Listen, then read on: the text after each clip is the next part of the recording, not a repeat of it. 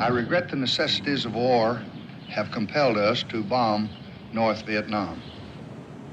We have carefully limited those raids. They've been directed at concrete and steel, and not human life. 1965. In 1 week, President Johnson makes two momentous decisions: to bomb the North and to send American combat troops into South Vietnam.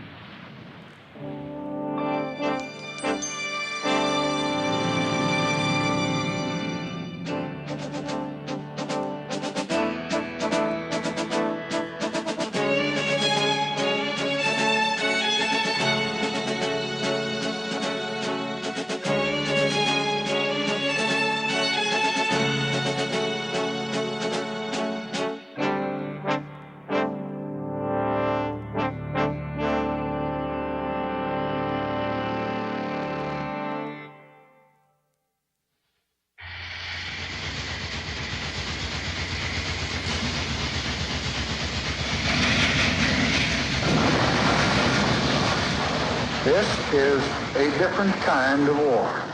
There are no marching armies or solemn declarations. But this is really war. It is guided by North Vietnam, and it is spurred by Communist China. Its goal is to conquer the South and to extend the Asiatic dominion of communism. And there are great stakes in the balance.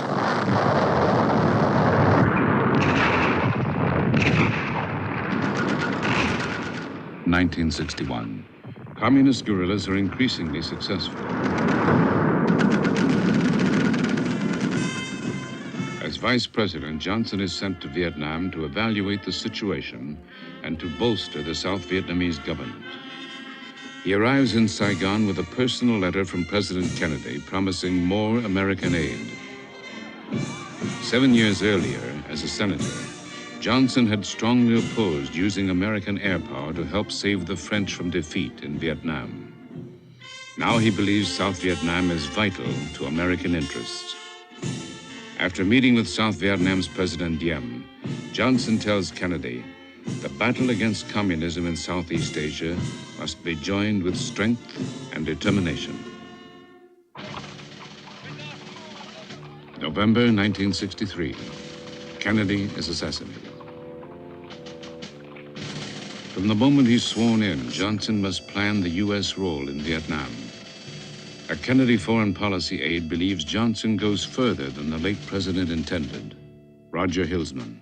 Kennedy is on the public record several times as saying, this is almost an exact quote, "It is their war, the South Vietnamese. We may give them aid and advisors, but they must win it or lose it." Johnson didn't agree with the last three words. And he did not change the policy, but what he did do was he removed the people who were obstacles to it. Historians differ on whether Johnson led the U.S. into war or was misled by Kennedy advisors. Arthur Schlesinger, Jr. Johnson may well have thought that he was doing what Kennedy would have done, and he may well have had reason to think this because he kept as advisors people like Secretary McNamara and McGeorge Bundy and others who in that period, though they came to change their minds later, still thought the war might be won. Our response will depend upon the action of the aggressors, in this case the North Vietnamese. The key to the situation remains the cessation of infiltration from the north into the south. Defense Secretary McNamara visits the battlefield in March 1964. His field advisors tell him that the war is being won. But the fighting is increasing. McNamara assesses communist resolve and recommends more American aid.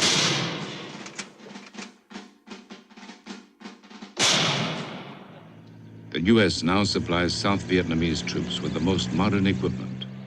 They are given mobility and American helicopter pilots to fly them into battle. In this period, American advisors increase from 16,000 to 23,000.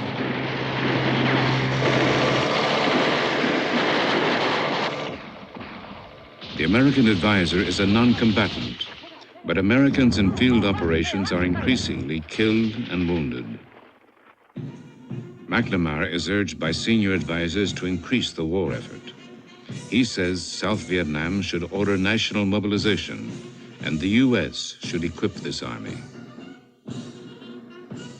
Now Johnson sends another military man as senior policy director. Chief of Staff General Maxwell Taylor becomes ambassador to Saigon. Taylor soon finds politics taking precedence. Very soon I got there and started dealing with the first government. That was the government of General Kahn. In the course of my ambassadorship, which had been agreed to last just 1 year, I dealt with 5 governments, which meant 5 sets of senior generals, 5 sets of provincial chiefs, 44 provinces. In other words, the house was cleaned and turned over 5 different times with a chaos that one can imagine. And it was perfectly apparent that we were going downhill on a losing course. If we didn't change that course, we'd better change our objective, or we'd better find additional assets to use. Assets already in use include old fighter bombers piloted by mercenaries.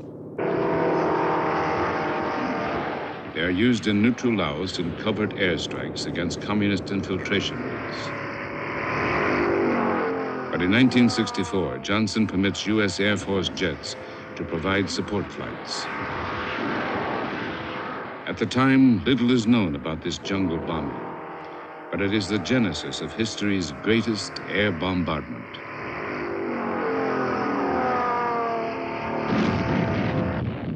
Johnson's toughest days of decision begin in March 1964. He meets with McNamara. McNamara reports dangerous neutralist sentiment in Saigon. He recommends new, significant pressures on North Vietnam. On March 17th, the National Security Council recommends a 2-phase bombing program against the North. Either retaliatory strikes at 72 hours' notice or sustained bombing at 30 days' notice. Johnson approves the planning stage. But the views of Congress and the Allies have to be considered, and there are the coming presidential elections. Canada's Prime Minister Pearson agrees to send a tough warning to Hanoi. In June 1964, Canadian envoy Blair Seaborn pays a secret visit to Prime Minister Pham Van Dong in Hanoi. Pham Van Dong gave a great sense of self-assurance, of confidence in the ability of himself and his fellow leaders and his country to withstand whatever rigors might come. He seemed tough, resilient. He didn't give any indications of looking for compromises. He didn't seem to think that any compromises were necessary, that his country and his leadership could hang in there longer than the South Vietnamese government could, and probably longer than the Americans could. North Vietnam has been under attack for 5 months. There are secret naval engagements. They lead 6 weeks later to the Gulf of Tonkin confrontation, which becomes the fuse for all-out war. Former State Department official Daniel Ellsberg. We were launching U.S.-run CIA missions of torpedo boats and other vessels against the shores of North Vietnam, shelling, kidnapping, even assassinating various places. And that this was part of a large-scale operation, and indeed the destroyers who were on an intelligence patrol were interwoven in their mission with those assaults on North Vietnam, as the North Vietnamese believed. July 30th, the destroyer Maddox heads into the Gulf of Tonkin with orders to keep 8 miles offshore. July 31st, South Vietnamese commandos stage an assault on the North Vietnamese islands of Han My and Han Nu. August 2nd, the Maddox reports she is exchanging fire with 3 North Vietnamese torpedo boats. State Department official William Bundy. There was a clear-cut attack on one American destroyer on August the 2nd. There's never been any doubt of that attack. Bullet holes, all the rest. August 3rd, the destroyer C. Turner Joy links up with the Maddox. Both head back into the Gulf.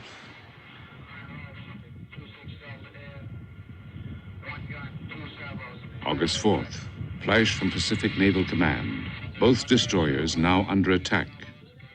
It is noon in Washington. The security chiefs convene and agree on reprisal targets. Johnson approves. A prearranged code is sent. It is 3 a.m. in the Pacific. The carrier planes load up to launch at 1200 hours. Just 1 hour later, Pacific Naval Command sends another urgent flash. It informs McNamara that the second attack on the destroyers isn't actually confirmed. He begins a grim vigil, but doesn't delay the hour the airstrikes. His chief assistant, William Bundy, on the evidence leading to the first bombing of the North. We had intercepted North Vietnamese messages that followed in sequence on the date of August 4th. Get ready to attack, advanced readiness, go ahead and attack, and then a report of what they had done.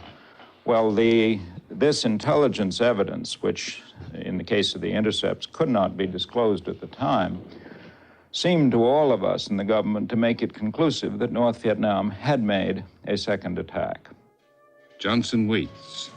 There are 30 minutes left in the countdown.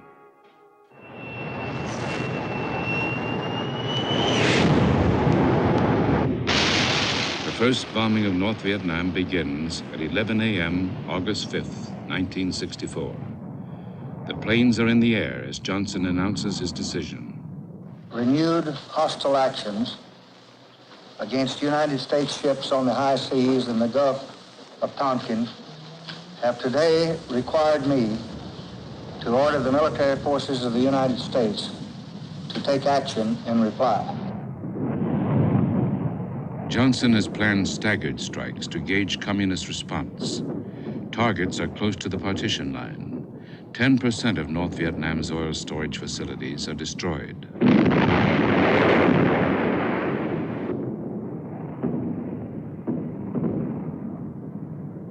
August 7th, Congress overwhelmingly approves the so-called Gulf of Tonkin resolution, called a blank check for presidential action.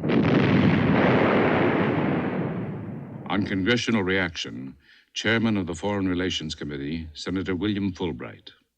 He sold it as a means to prevent any widening of the war, is I believe the language he used to use, that we were going to face this little country of, he said, I think 17 million people. And with the great might of the United States, they would clearly be inclined to settle and to compromise and have a peaceful settlement, and that there wouldn't be any war. In other words, if we acted together and showed our united strength, this was the way to prevent a major war. In Hanoi, 3 days after the bombing, Canada's go-between pays a second secret call on Pham Van Dong. But at that time, I was asked to come back with, I suppose in many ways, a repeat of the previous message, but this time with a slightly stronger tone to it, saying, look, on behalf of the Americans, we find it pretty hard to take this sort of thing, attacks on our warships. And if it continues, there may indeed be escalation. Now, he became visibly angry. For a moment or two, I thought he was just going to get up and say, that's the end of the interview, Seaborn, on your way. But I interposed rather quickly, and I said, Mr. Prime Minister, can I use the old phrase about not shooting the messenger? The occasional airstrikes and the warning of more ahead failed to intimidate Pham Van Dong. I don't think there was any flexibility on the North Vietnamese side. They saw no reason to be flexible. They're quite confident if they hung tough and hung in there long enough, they would eventually have things the way they wanted them. And I suppose, in large measure, history has proven them to be right. 1964. Johnson runs for president as a peace candidate. Opponent Barry Goldwater talks of tactical nuclear weapons. Make no mistake, there is no such thing as a conventional nuclear weapon. He says, I've had advice to bomb certain areas that I think would enlarge the war. And he adds, we are not about to send American boys to fight an Asian war. In November, Johnson wins a landslide victory. In South Vietnam, the war escalates. The U.S. Bien Hoa Air Base near Saigon after a guerrilla mortar barrage. The military command demands swift reprisals for what it calls a communist change of the ground rules. The Americans find no safe ground in the coming months. Explosions shatter Saigon public buildings. Cafes, bars, restaurants, U.S. military headquarters, even the embassy are hit by terrorists. Johnson's advisors want retaliation. He restrains them, demanding proof the South Vietnamese can't fight their own war.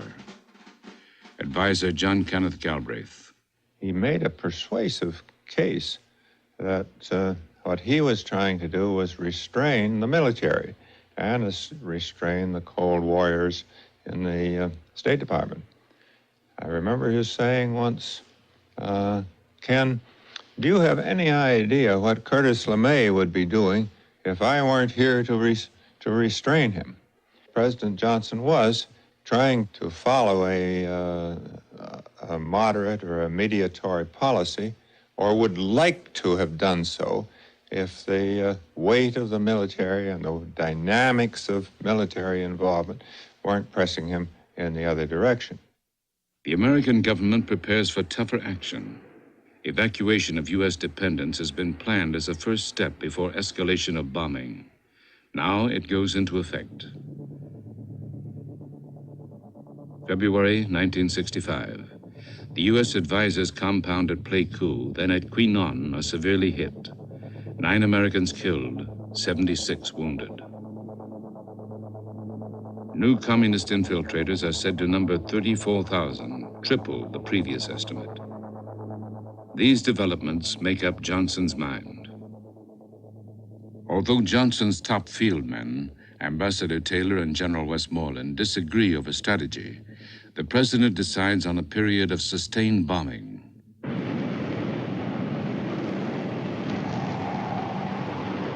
Dawn, March the 2nd, 1965. 100 fighter bombers cross the 17th parallel into North Vietnam. Operation Rolling Thunder begins.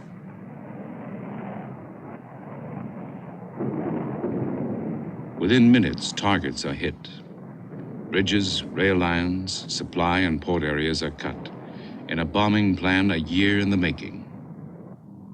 The plan is to hit hard, then pause, to force some conciliatory signal from below.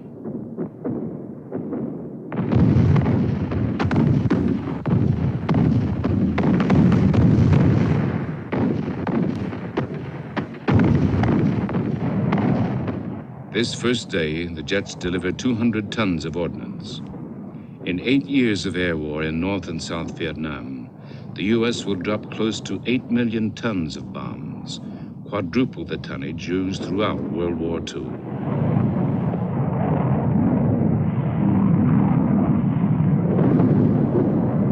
Throughout the war, the Americans believe that bombing can bring peace. We are making progress. We are pleased with the results that we're getting. We are inflicting greater losses than we're taking. But the military reports that North Vietnam's resolve is stiffening. The U.S. commander, General Westmoreland, now argues for combat troops while criticizing the on-off bombing approach. Frankly, it just didn't work. They could have received quite a different message. If we had prepared ourselves to deliver a big blow, it would have hurt them severely. One of the impacts in the North of this graduated response was when they realized what was taking place, they immediately dissipated the targets. And instead of having their petroleum concentrated in one place, they moved it around in little penny packages around the country. Now Johnson faces an even tougher decision. In Vietnam, Ambassador Taylor favors the bombing, but opposes landing troops.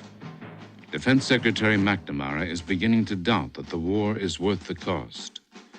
But the president is persuaded by Secretary of State Rusk that Westmoreland is right. American troops are needed. Beginning November and December of '64 and continuing on through the early months of '65, the North Vietnamese began to move the divisions and regiments of their regular forces into South Vietnam. They were threatening to cut the place in two through the highlands. And the shape of the struggle became very different. Now, that posed some problems that President Kennedy had never had to consider. And President Johnson had to look at a new situation. And so we had to consider whether we got out under those circumstances or tried to resist that increased force being applied by the North Vietnamese. And the decision was made to try to resist it. On March 8, 1965, the first U.S. Marines, 3,500 of them, land at Da Nang. Mission: to defend the Da Nang Air Base. The American public is assured the Marines will not engage in combat. But within the month, the Pentagon considers requests from General Westmoreland for 90,000 combat troops. On April 1st, Johnson decides that American ground troops can be used in combat, but he orders that this decision be kept secret. U.S. forces in Vietnam now total 27,000. Within weeks, this force will double, and within 2 years will reach nearly 500,000 men. Ambassador Taylor. I concurred with the landing of the Marines. Once we brought any troops in, that was the nose of the camel, and it'd be very difficult to know how much was enough. My business as ambassador was primarily to find out what is our intention now, where do we go from here? And I found that the president and I heard no advisor who did not share his feelings that we really had to lift the level of our support to include ground forces until the field commander could say he had a stable situation. Johnson backs his field commanders, sending more and more troops. 3 years later, with 500,000 Americans in Vietnam, the communists launched the Tet Offensive. There is a request for another 200,000 troops, and there is a reversal of public support. Johnson decides he cannot end the war, and instead ends his presidency. Lyndon Johnson took America to war in Vietnam, but those close to him see him as a president reluctantly drawn into war. Secretary of State Dean Rusk. Except for the men who carried the battle and their families, no one agonized over Vietnam more than Lyndon Johnson did. There was so much that he wanted to accomplish in such time as he had. And so many things were barred to him by the problems of Vietnam. So I think that this was the inherited burden which he had to carry, which he would have been glad to do without. Johnson is also portrayed as a leader who became overly influenced by his advisors and by his need for public approval. His biographer, Doris Kearns. Simply put, at the bottom of everything, Johnson needed to be liked by people. You could see it in his face when he walked in a room. Despite that overbearing dominance, there was that sense of, please like me, I'm going to give you a gift. And he did. He gave gifts of the Great Society, the civil rights laws. Even in Vietnam, he thought he could couple with all the bombing and the damage to the fabric of that country. He really assumed that somehow he'd bring this massive foreign aid program over there and he'd rebuild Vietnam.